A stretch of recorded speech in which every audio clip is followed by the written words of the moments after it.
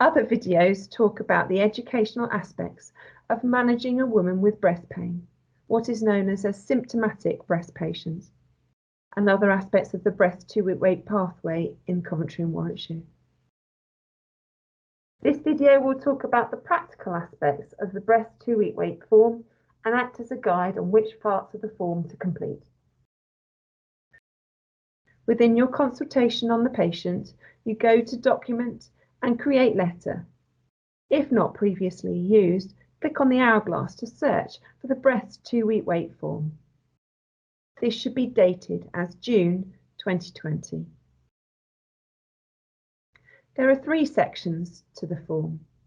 The first part is to be used for patients with symptoms that fulfill the NICE guidance suspecting that the person has a breast cancer.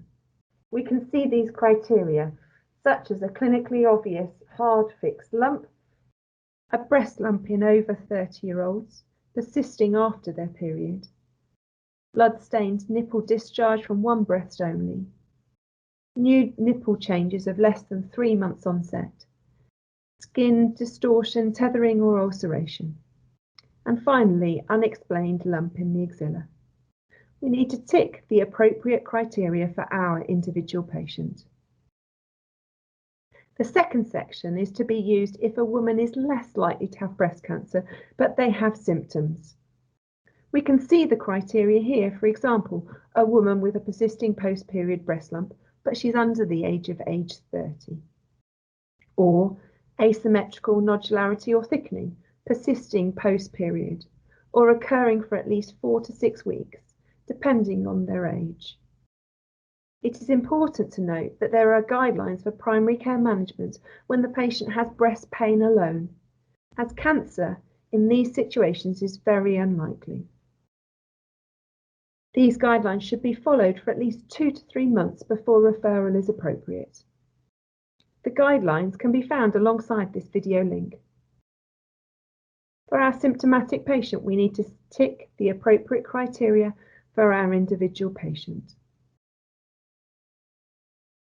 The third section of the form is for patients with a known history of breast cancer with symptoms to suggest a recurrence.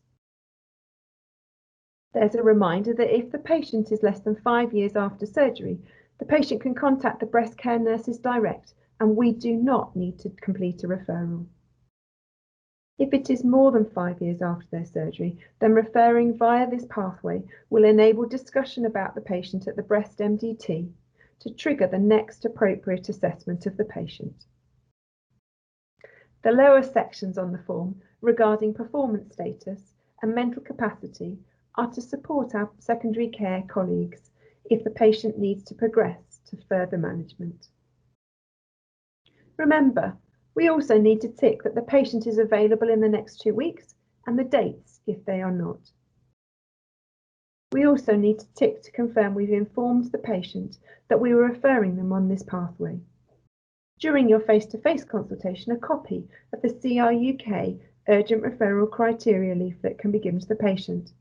Or if there's a follow-up for ongoing breast pain via telephone or video consultation, this can be sent as a PDF document attached to the text message. The links for these can be found alongside this video link. Any additional history regarding the history from the patient should be added below here. It is important to examine the patient so that your findings regarding the size, nature and position of a lump or supporting relevant clinical information can be documented in this section as well. Note, for all referrals, the patient demographic details, previous medical history, drug history and allergies will automatically pull through in EMIS. We then need to save the form in the patient's notes and follow your practice's usual processes to ensure the referral is sent urgently electronically.